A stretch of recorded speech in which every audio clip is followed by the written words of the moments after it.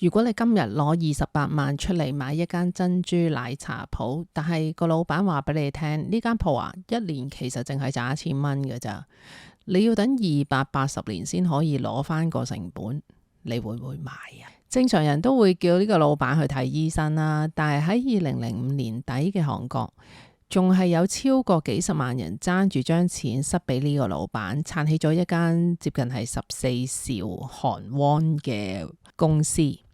呢間公司叫做 HYBE。點解一間韓國市值最高嘅娛樂公司一年嘅純利會跌到得返雞碎咁多？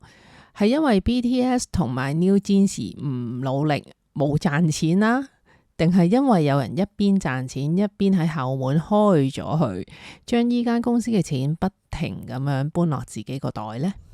好多人睇見閔熙珍同埋 NewJeans 呢單案呢，都仲以為係普通嘅爭權或者合約糾紛。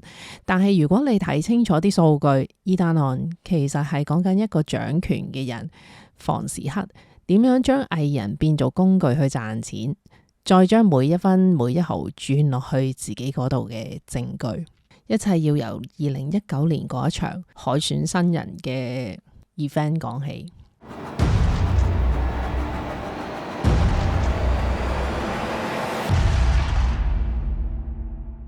大家好，我係潺菜，戴個頭盔先，因為今日我要講嘅內容裏面呢，有好多人名啊，我係唔識讀啊，咁所以我盡量都係用翻廣東話或者英文嘅名嚟讀得唔正嘅唔好打頭。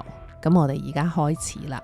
喺2019年嘅時候，閔熙珍呢喺房時克嘅三顧草廬底下呢，佢正式就由 SM 娛樂呢轉咗去當其時叫做 Big Hit， 即係 HYBE 嘅前身啦，就做一個位叫做 CBO， 應該係 Chief Brand Officer。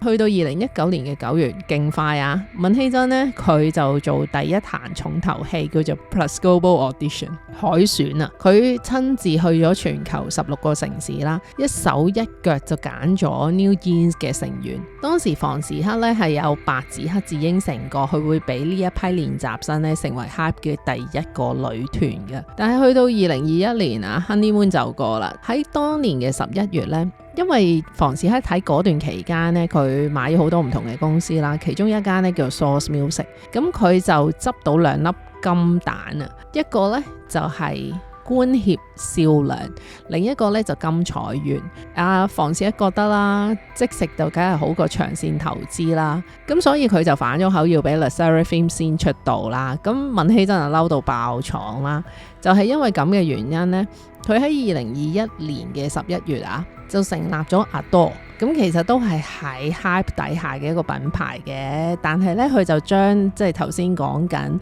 NewJeans 嘅練習生啦，就由 Source Music 咧就搬咗去呢一間獨立嘅子公司。講到底咧，房時克依刻可以反口，下一刻可能連出道都俾佢搞掂，所以咧 Adore 嘅成立咧，佢係為咗確保可以獨立運作咯。去到2022年嘅7月22號啊 ，NewJeans 喺零宣傳、零預告之下，直接出咗一首叫做 Attention 嘅歌，一炮而紅。NewJeans 喺完全冇 teaser 啊、冇預告嘅底下咧，直接喺 YouTube 就掟咗個 MV 出嚟。呢種做法咧，應該之前都冇人試過，所以成個業界睇見都嚇咁樣啦。但係Attention 咧就成為咗 K-pop 史上首個出道曲直接橫掃咗韓國4大榜嘅第1名嘅女團。上榜你可以話佢唔買，但係佢哋連首張專輯就係 NewJeans 咧，喺首周銷量已經有31萬張啦，就打破咗當時歷代女團出道嘅專輯最高紀錄。喺 Spotify 裏面呢，佢哋24小時裏面咧就創下咗超過200萬次嘅串流，係2022年出道藝人之中最高嘅紀錄。之後嗰段時間呢，就係 NewJeans 爆紅嘅時代啦。但係去到過咗年零啦，2024年嘅4月22號，HYBE 咧就喺 NewJeans 回歸之前嘅1個月，佢哋突然呢就突擊審計頭先講緊嗰間叫做 Adore 嘅子公司，佢哋指控閔希珍呢背信罪啊，話佢私下揾投資者呢，就想將 Adore 直情係離開 Hype 咁樣獨立出去啦。Hype 咧就向媒體發放咗幾百頁嘅 KakaoTalk 截圖啦，話閔希珍呢事無大小都問一個叫 K 姐嘅巫師啦，問嘅嘢好瑣碎好瑣碎，連 BTS 幾時入伍都會走去問咯。過咗幾日，講緊係2024年嘅4月25號啦。當時咧，其實全韓國嘅網民咧都鬧緊閔希珍咧係反骨仔、黐奸嘅神婆嚟嘅。但係當日咧，閔希珍着住嗰件藍黃間好 casual嘅 T 恤就咁坐低。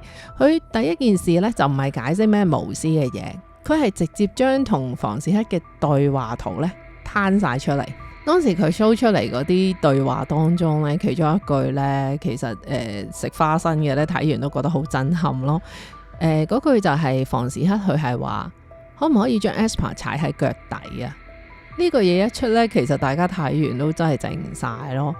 其實個靜晒係因為 O 晒嘴咯，因為大家發現啊。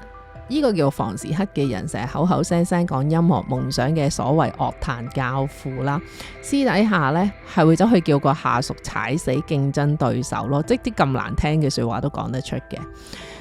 閔希珍呢，其實佢仲攞咗一啲對話嘅證明啦，就係證明翻當時房時克係點樣應承過俾 NewJeans 係第一個女團出道啦，但係即食啊嘛。咁所以咪俾咗 LE SSERAFIM 出道咗先咯，講咩白紙黑字證明一冇嘢噶。咁 NewJeans 嗰班練習生呢，就俾佢就咁抌埋一邊啦。其實好清楚呢啲對話圖呢，真係唔係啲咩八卦嘢，呢啲係證據咯。佢證明咗喺房時克眼中呢，藝人呢其實真係零件係工具嚟嘅啫。如果呢個零件唔聽話，或者有更好揾嘅零件，佢會毫不猶豫咁樣毀滅咗你咯。當啲網民見到呢啲截圖嘅時候呢，佢哋先至發覺，咦，原來佢所謂嘅黐線婆唔係癲㗎，即係講佢閔希珍啊，佢只係俾一個老細壓迫到極點，仲要即係屈埋嘅打工仔啫。就係因為咁，佢嘅反骨仔呢，就一下子就俾大家見到，原來佢先係受害者啦，成個輿論就翻轉啦。另一方面，因為閔希珍喺個記者會上面喊住咁樣大鬧房時克呢係劇詐屍，啲人完全冇覺得佢不成體統，反而係見到一個好真實嘅人點樣俾一個變態老闆欺負咯。而且喺個記招當中呢，閔希珍係講咗一啲好特別嘅嘢，例如話 OMG 嗰個 MV 呢，房時克呢係好鬼真嘅。其實嗰個 MV 出嚟嘅時候呢，好多樂迷呢都睇唔明個 MV 講咩嘅。個 MV 入面呢 NewJeans 嘅成員佢哋係喺精神病院噶嘛，但係不停講埋晒嗰啲我係 iPhone 我係紅，即係好古靈精怪好妄想咁樣嘅嘢。但係去到記招嘅時候呢，啲網民先發現原來成個 set up 呢係諷刺緊房時克，佢將啲人唔當係人咯，佢當係好似物化咁樣去管理嗰啲 idol 咯。正正因為佢嗰種咧唔顧形象啊，直接即係講啲好粗俗嘅說話嚟鬧呢個財閥老闆嘅姿態咧，令到好多受盡壓迫嘅韓國打工仔咧，反而覺得啊呢個先係打工人之神。佢就由一個黐線婆咧，就變翻係一個對抗父權體制嘅女英雄咯。過咗第一場嘅記招之後呢，啲輿論就已經唔同晒啦。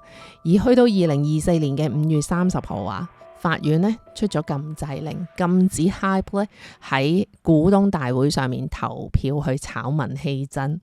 咁當時嘅閔希珍呢，就開第二次記者招待會，換晒3個人，冇之前咁憔悴啦。佢嘅態度其實都放軟晒嘅，佢就話佢想同阿房老闆呢握手言和，甚至話為咗大家嘅利潤，不如我哋坐低傾下啦。但係你唔好理。房時克呢種大佬點會收手呢？佢見法院唔俾 Hype 出手啊嘛，佢就玩隔山打牛，即係點呢？佢利用佢自己大股東嘅權力，雖然我唔炒得閔希珍啫，但係佢可以將 Adore 董事會入面，文希珍嗰2個親信呢，就全部都炒晒，換晒係佢自己喺 Hype 嘅心腹，即係對嗰啲咩Chief 嘅 HR 啊、Chief CFO 啊、咁樣咩 Legal 啊咁樣，總之係換晒人落去啦。其實佢個 board 咧得4個人嘅咋，咁佢換咗3個係自己人，咁你知係咩啦？咁佢成個行為簡單啲咁講，其實都係只係想架空啊文希珍。即係話你繼續係代表咯，但係你已經唔會有手腳可以幫你手。佢哋仲開始咧就斷 New Jeans 嘅資源啦。頭先講緊噶嘛，佢哋本來係準備緊回歸噶嘛。Hype 咧，佢哋搞埋晒啲小動作，係唔俾佢哋拍 MV 咯，甚至連合作開嘅導演咧都想趕埋走咯。咁事情去到8月27號嘅時候，呢日呢就係真正搞事嘅時候啦。董事會開會，嗱入面就3對1，即係頭先我講嗰啲咩 chief 乜鬼啦。文希珍呢就作為唯一嘅反對票，眼白白咁樣睇住呢班房士克嘅心腹呢投票解除佢嘅代表職務。當時呢就話即時生效啦。咁跟住嗰個 chief 嘅 HR 呢，叫做金珠英呢就接手。房士克成個行為咧就走進法律罅噶啦，唔使講噶啦。法院話 Hype 咧唔准炒文希珍，佢咪話咯，係啊，我哋 Hype 冇炒佢啊，係 Adore 董事會決定換人啫嘛，董事會係獨立運作噶嘛。嗱，雖然形式上咧佢哋就走去投票啦，但係簡單啲咁講，呢啲叫 set kill， 而且佢成個舉動咧根本就係撕毀咗當初佢揾文希珍嚟嘅時候，佢哋白紙黑字咧係簽咗一份叫做股東間協議啊。份協議咧講到明係要保證文希珍呢5年係做代表嘅。咁頭先 set 完 Q 咪炒咗佢咯，咁即係將協議係咩？將協議廢止咯。成件事就係突顯出房士克呢一種咧玩法律嘅傲慢，佢就係想話俾大家聽咯。喺我嘅管理之下，合約呢啲嘢歷史文件嚟嘅啫。咁過咗唔夠3個月啦，大約11月13號啊 ，New Jeans 咧5個女仔咧，佢就發出咗類似最後通牒啦。我俾14日時間你好換翻文希珍翻嚟俾我咁之類嘅嘢啦。咁但係其實1個禮拜之後咧，文希珍咧佢自己辭咗職啦。佢真係同你講，首先啦係咁先啦，我真係唔同你玩啦。咁但係件事係咪就咁告吹呢？其實唔係嘅，因為咧喺11月28號嗰晚咧 ，New Jeans 5個女仔咧，佢哋就避開咗 Hype 咧，專登安排俾佢哋嘅經理人，佢哋漏夜開咗一個記招，宣佈我哋同埋 Hype 嘅合約咧即時無效。嗰一刻咧，全韓國都以為吓點啊，即係依幾個女仔踢得開 Hype 啦。但係後來嘅事實證明，呢幾個妹豬咧，佢哋真係太低估咗佢哋嗰個對手有幾 dirty。佢哋喺嗰段期間咧，其實咧就入稟去法院啊，話Hype 咧冇好好照顧佢哋啦，即係解約啦，佢哋要求。但喺成個2025年 Hype 去應對呢一場官司咧，佢哋淨係做一件事啫，拖。佢哋利用大公司嘅法律資源啦，玩盡晒程序去拖啦。今日就話要保檢，聽日就話要換法官。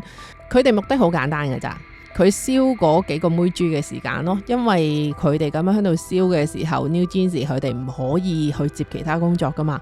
咁佢哋冇得接工作嘅話，咪冇收入咯。咁但係律師費你要俾啊嘛。咁所以其實簡單啲咁講，就係佢用盡資源，就係想咁樣拖死啲妹豬咯。事情其實拖咗都講緊1年嘅，因為去到2025年嘅11月18號呢，韓國嘅法院呢就正式駁回咗 New Jeans 嘅申請。法官嘅講法係 Hype 呢雖然做得唔夠好，但係呢未至於可以俾你哋去解約。咁法官呢幾句說話到底值幾錢呢？其實冇人講得出噶，但係法律顧問呢就同啲家長計一計數，如果佢哋繼續唔返工呢，違約金呢可能係一筆佢哋幾代人都還唔清嘅天文數字。結果除咗 Tanya，其餘4個人呢都喺12月翻多名義上復工咯。話就話復工，其實佢哋翻去都係避雪嘅啫，每一日呢都係翻去坐冷板。Hype 就走去告文希珍，話要解除股權協議。佢哋嘅講法係因為文希珍呢，佢想奪權啊，所以呢個協議呢就無效。事實上呢，就算文希珍佢喺11月嘅時候辭咗職啦，佢當年入職嘅時候呢，佢係有一堆叫做 put option 嘅嘢，股權認沽證啊。如果佢哋成功告得到文希珍所謂背信啦，Hype 就唔使俾錢買翻呢堆嘢呢。講緊個價值呢係255億韓圜咯。去到2026年2月12號啦，法院呢係判咗 Hype 敗訴。法官嘅講法係諗下點樣獨立係計劃，唔係實行喎。法官嘅講法就係話文希珍都冇做過任何非法嘅嘢，所以 Hype 呢，佢哋必須要用呢255億去買翻呢啲股份啦。加上其實法官亦都有補充，就係 Hype 佢哋喺8月嘅時候，理由係話咩將製作同埋經營分離啊，其實呢個只係藉口咯。喺法院嘅判決入面裏面定性啊，呢一次嘅撤換呢，根本就係惡意利用董事會嘅制度去規避咗法律嘅義務，即係講緊佢其實明明同人哋簽咗話俾人哋做5年代理噶嘛，點解可以成件事冇咗嘅？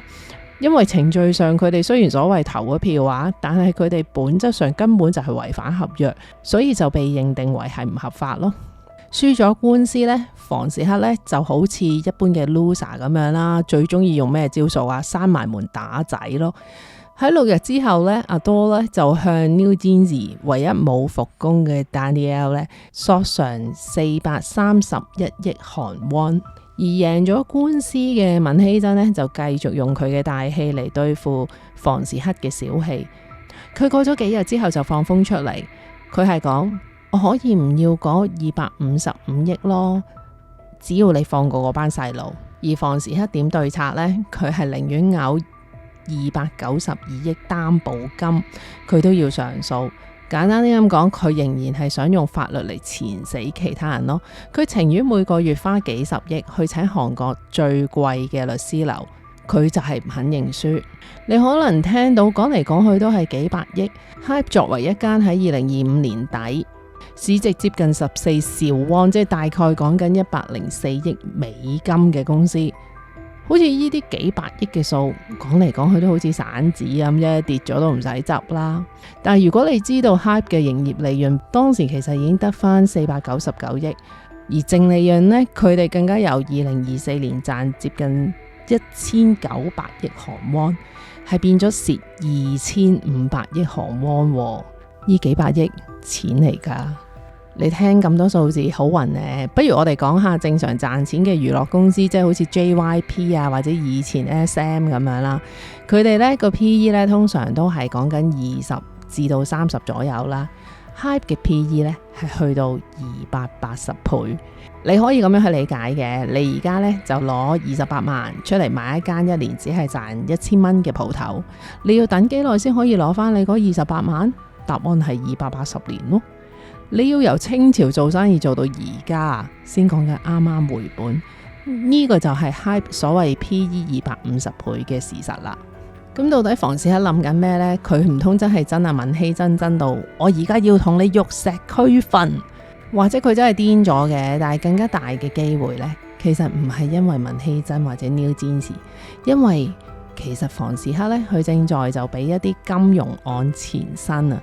如果嗰啲 case 入罪嘅話呢，佢係要坐監咯，唔係賠錢了事咁樣就可以由得佢嘅事啊。咁到底係咩事呢？時間要推返前少少，講緊2024年11月嘅時候啦，韓國經濟新聞獨家踢爆咗 Hype 呢喺上市之前呢，有一份叫做隱藏協議嘅嘢。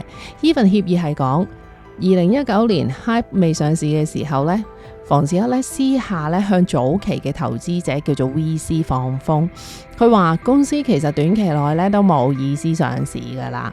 咁佢用咁樣嘅講法去誘使他人將手上嗰啲原始股份以一個平價去賣俾一間受到房時克控制嘅影子公司。房時克同呢間影子公司暗地裏就簽咗一份叫做30% 嘅利潤分成合約。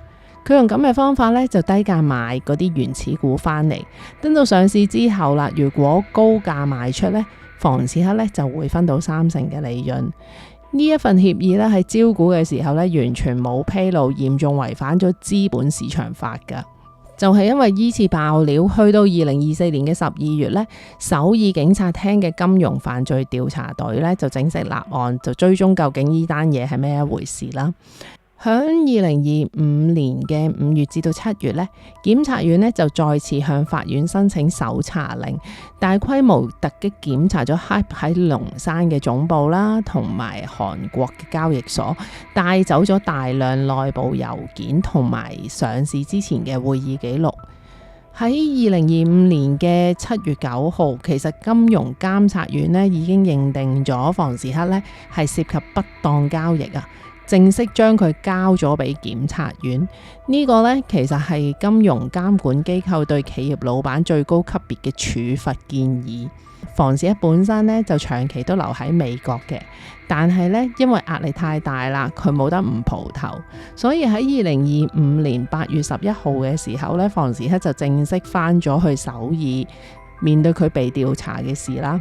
由上年嘅9月去到11月啦，佢其實前後咧就被約談咗3次，佢係用嫌疑人嘅身份去被調查嘅。警方咧就分別針對頭先講緊嗰份30% 嘅分紅協議嚟盤問佢啦。調查嘅其中一個重點就係佢有冇刻意去誤導嗰啲股東咯。去到其實上年嘅12月啦，檢察院方面應該都有翻咁上下多料，所以首爾嘅法院呢就批准咗凍結房時克大概1600億韓圜嘅股份，目的梗係防止佢走人啦。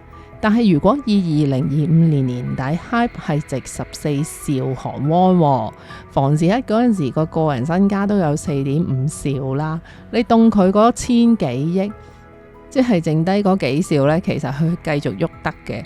如果你作為一個罪犯，少咗依啲散銀，你會唔會肉赤啊？去到2026年嘅1月，佢第4次被約談，檢察院嗰方面呢，可能睇完佢盤數啊，見到好多嘢都唔對路。檢察方面今次呢，就係針對佢響嗰啲海外嘅影子公司啦，同埋 Downwell 嘅資金來往。你信唔信世上有啲嘢叫咁啱得咁巧啊？韓國法院呢咪判佢輸俾閔熙珍嘅。喺佢打輸官司，即係今年嘅2月12號嘅時候，房時克呢，佢捐咗大約71萬股 HYBE 嘅股份出嚟。根據當時嘅股價呢，佢咁樣捐一捐呢，其實呢就唔見咗2700億韓圜，大概係2億美金啦。佢把口咪就係講，為咗同員工分享成長嘅成果，我會將呢啲股票捐俾員工持股協會同埋公司。但係根據股權變動申報書所講啊，其實呢71萬股係咁樣分嘅，當中呢，真係有70幾個 %，55萬股左右啦，係捐俾一個叫做 HYBE 嘅員工持股信託 trust fund 嚟嘅。但係咧，呢啲股票呢，其實只係叫做庫存股，唔好問我係咩。房時克呢，其實依然係有控制權嘅。另外呢，有16萬股，大概23%，佢哋就捐咗俾一個自然人。自然人即係咩呢？我同你一樣 Homo sapien 啊，人啊。呢個自然人我哋叫佢做神秘人 L 啦。呢個自然人報稱嘅通訊地址呢，就係喺 LA 嘅 Wilshire Boulevard。咁 Wilshire Boulevard 其實係咩地方呢？ Wilshire 呢條街名呢，喺 LA 都唔知有幾多條啊。但係呢，佢報嗰條呢，就係正佢喺2月嗰一次呢，咪提到佢同一間叫 Downwell 嘅地方有資金來往嘅。呢個 Downwell 成日都喺 Wilshire 度出現噶，甚至乎呢個叫做神秘人 L 先生嘅地址呢，正就係喺地圖上面加州最密嗰堆 Downwell 中心隔離。咁究竟呢間 Downwell 係咩嚟噶？Downwell 咧嘅創辦人呢，叫做李承憲啊，佢喺1980年代呢，已經開始玩一啲好似 New Age 啊咁樣嘅嘢，講嘅呢就係腦呼吸同埋冥想。去到2026年嘅時候呢，佢嗰間叫做 Body and Brain 嘅品牌呢，喺全球即係講緊美國啊、英國啊、加拿大啊、德國啊，甚至澳洲呢，都開咗好多㗎喎。單單喺美國呢，就有超過120間嘅固定中心啦，加埋其他嘅特許經營權同埋線上課程呢，去全球講緊係有成超過600個據點㗎。佢哋賣嘅課程呢，由入門嘅幾千蚊嘅瑜伽班啦，到一啲叫做 Master Training， 3萬至5萬美金都有嘅。呢個李承憲呢，亦都被指控向信徒推銷一啲天價嘅金龜雕像同埋腦呼吸課程。佢嘅講法係可以醫病啦，開天眼，即係天眼通啲 friend。但係其實呢啲金龜呢，只係一啲廉價嘅金屬啦，佢賣成幾千蚊一隻，咁你會話咩啊？佢咪老千咯？但係佢唔係邪教啊！嗱，去到2004年呢，韓國嘅主流教會 CCK 呢幫佢認證咗噶，Downwell 呢係異端邪教。呢位李承憲呢，其實喺1993年呢已經喺韓國係俾人告過違反教育法啦，就係非法經營佢嘅學校教呢個單學啊，個Downwell個單啊，咁違反咗保健犯罪處理特別法啦，即係非法行醫啊、賣藥之類嘅嘢，仲有違反咗食品衛生法嘅。佢當時咧係被判有期徒刑2年零6個月，以及罰款1億500萬won。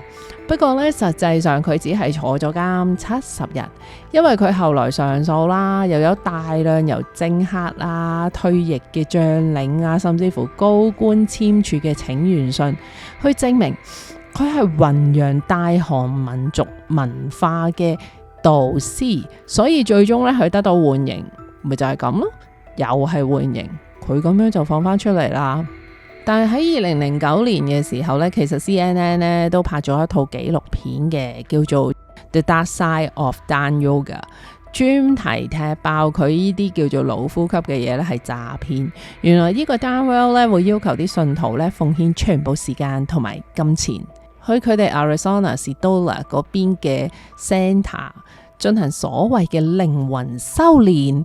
有啲講法話去士多拿呢個 center 上嗰啲 master class 咧，其實係可以去到講緊10萬蚊美金咯。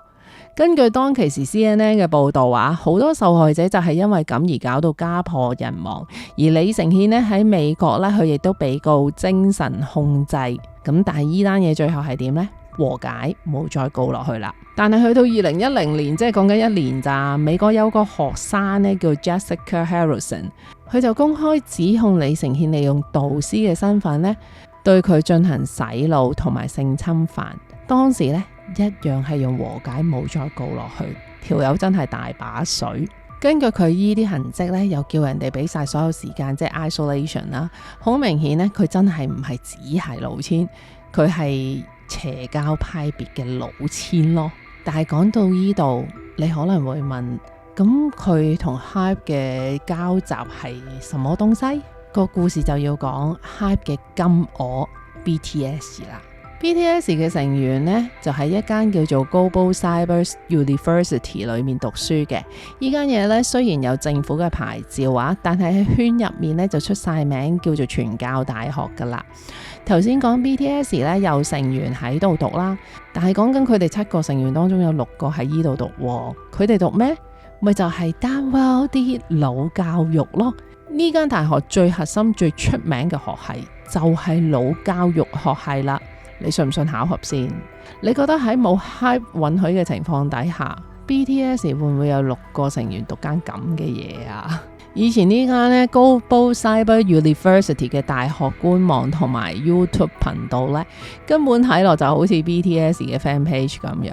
2021年嘅時候 V 同埋 Jimin 佢哋畢業嘅時候呢，學校嗰方面呢，就帶來大鼓咁樣頒咗一個叫做校長獎俾佢，仲影晒相放喺官網上面頭位㗎。呢間嘢以前呢，成日用嘅 tagline 就係 BTS 選擇嘅大學，或者培育全球明星嘅大學。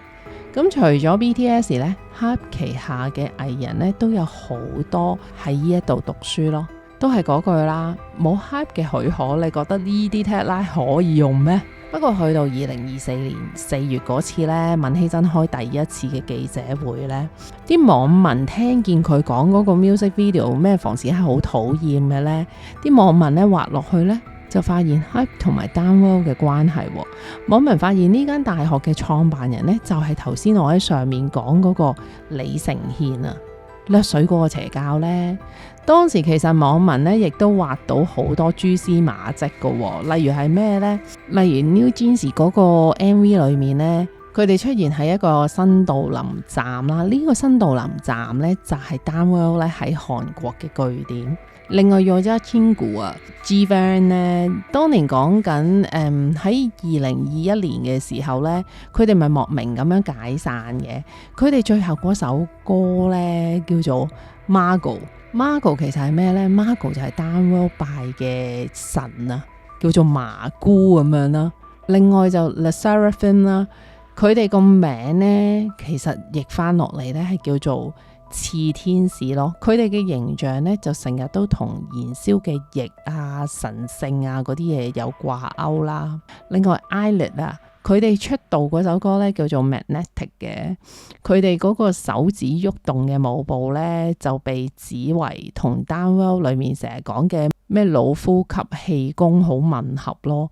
嗱，真係唔知係咪穿鑿附會，但係其實你講到連首歌個歌名都係佢嗰個宗教裏面提及嘅嘢呢，我都覺得已經唔係巧合咁簡單咯。不過咁，依間大學呢，就因為閔熙珍呢件事呢，受到好多注目啦，佢哋就驚到呢，即刻喺官網啊同埋 YouTube 上面呢，就即刻落晒架，將所有 BTS 嘅宣傳相啊、宣傳片啊全部掹走晒啦，甚至乎呢，佢哋就發聲明講，我哋同 download 係獨立運作噶，創辦人同一個，但係獨立運作嚟呃鬼啊！其實佢哋整個行為都真係幾毒噶。你諗下啦，如果 ARMY 見到 BTS 講緊有6個成員都喺嗰度讀書，你覺得佢哋會唔會受影響呢？ Online University 嚟嘅喎，房時刻咧將啲 idol 塞入去讀咧，其實就好似係幫呢個李承憲嗰套咩老教育咧做背書一樣咯。等全世界啲粉絲都覺得，哇，連 BTS 都學呢套嘢，一定係好嘢啦。嗱，講真，呢種就真係頂級嘅文化傳教啦。佢哋一個呢就用宗教之名去騙財騙色，另一個呢就話自己係搞娛樂，實際就喺度玩財技。除咗呃投資人嘅錢呢，同佢合作嘅人呢，對佢嚟講只係一件物件，不論嗰個係閔熙珍啦、BTS 啊、New Jeans 定係講緊 G-Friend， 果然蛇鼠一窩呢句說話係冇錯嘅。如果你覺得頭先講嘅關係薄弱嘅話，咁我講啲冇咁薄弱嘅俾你聽。去到今年呢，閔熙珍贏咗場官司之後呢，佢咪型到係叫放開個細路女咁樣嘅。但係你以為閔熙珍真係傻噶，大外交上身？定係其實佢攞咗一啲房時刻好致命嘅把柄呢？原來咧，閔熙珍嘅團隊發現啊，HYBE 咧喺2024年至到2025年嘅期間呢，佢哋長期都俾錢一間叫做 TechPR 啦，喺 Reddit 啊或者一啲海外嘅論壇散佈啊，閔熙珍係邪教信徒，呢戰時嘅成員家長有幾貪錢呢啲咁嘅假消息。你可能會話啊，買水軍有幾奇呢？但係如果我講緊其實 HYBE 咧，佢哋係撥咗過億美金去俾啱啱呢一間 TechPR 喺 Reddit 啊、TikTok 啊甚至乎 Twitter 去買負評，過億美金喎，大佬你買咩啊？金水啊？個答案呢，喺2026年3月1號，即係講緊2個星期前啊，美國嘅法院文件入面真相終於曝光啦。首先呢， HYBE 單單喺2025年，佢哋海外嘅廣告費同埋勞務費呢，就離奇咁樣增長咗1850億韓元，呢個數呢，就即係大約1億多美金。但係實際上呢堆數裏面呢，得大概10至15% 咧，真係走去買水軍嘅，剩低咧嘅85% 咧，全部都經由呢間 TechPR 咧轉向咗一啲叫做文化諮詢公司嘅組織諮詢。諮詢邊個？ bingo， 呢啲錢呢，最後被發現呢，全部都流翻向呢個 Downworld 海外負責人有關聯嘅基金。房時克咁急住告人，又咁急住去纏住閔希珍，可能唔係純粹因為佢憎閔希珍，係因為佢驚呢個涉及過億美金嘅走資行為呢被踢爆。結果其實係今個月嘅啫，房時克呢被第5次約談啦，檢察院呢就出聲話，如果證實佢講緊嗰啲金融罪案嘅行為獲利超過50億韓圜呢，房時克呢係會面臨5年至到終身監禁嘅。呢單案呢就應該好快排期開審噶啦。我哋又睇下會唔會判咗一個緩刑加天價罰款出嚟就了咗件事。嗱，其實講到底呢，房時克呢同所有惡劣嘅掌權人呢都係一樣嘅啫。佢哋目標就得一個，將其他人嘅錢搬晒去自己個袋。你以為佢死前 New Jeans 係為咗出啖氣？你以為佢係信邪教信到發咗癲？咪傻啦！喺房時克呢啲咁嘅生意人眼中，邪教啊根本係最完美嘅資產 firewall。點解佢要喺資產被凍結之前，將幾百億股票捐俾咩 LA Wilshire Boulevard 呢個咁嘅咩神秘人 L？ 因為宗教團體盤數呢，其實呢就好冇透明度嘅。去到嗰度呢，一變咗叫做宗教捐款呢，就算檢察官再叻啊，都唔會追得到。當你見到 BTS、New Jeans 甚至乎 G-Friend 喺 MV 裏面做緊嗰啲神秘手勢，或者去讀嗰間老教育大學嘅時候，你以為呢啲叫做 stylish 啊？唔好傻啦，嗰啲根本就係阿房時克同埋嗰個邪教老千交換利益嘅商標嚟噶。都係嗰句啦，一個就係騙財騙色，另外嗰個呢就玩財技 A 錢。喺咁大嚿錢嘅面前，最後燒咗嘅呢就係藝人嘅青春啦，同埋股東嘅銀包。所以喺成單案裏面，你話閔希珍係咪癲婆？你睇完啲錢咁樣嘅走向，好明顯佢不知幾清醒啊！癲嗰個絕對唔係佢。今日呢單案有啲長，啲名呢我應該都讀到9唔搭8噶啦。我希望大家可以原諒我啦，讀得唔好。不過我想講嘅係，你睇下佢哋呢流響玩娛樂，嗱 BTS 頂尖啦啩 ，A 完啲錢翻嚟不特止，仲要拱啲人去信邪教，邊有人咁衰噶？但係佢就係做得出。調翻轉閔希珍嗰單嘢呢，其實最初你睇新聞呢，你真係以為佢發癲噶。雖然佢遇唔到好老闆呢，都唔係奇怪嘅，但係話下吓，你後面又牽涉到咩老教育啊，然之後擺到明同啲老千撈埋一堆啊，仲要講緊哇，你由頭到尾都係不停咁樣掠水，音樂教父，呸，唔知做乜鬼嘅。所以韓國呢，我間唔時都講，我身邊有一啲好好嘅韓國人，但係同時間呢，韓國社會真係好殘忍，亦都好可怕。希望你哋中意今日嘅案件啦。如果你哋有啲咩想補充，或者你有啲咩意見想講嘅，不妨留言同我分享下啦。我今日就講到呢度先，多謝你嘅收聽，拜拜。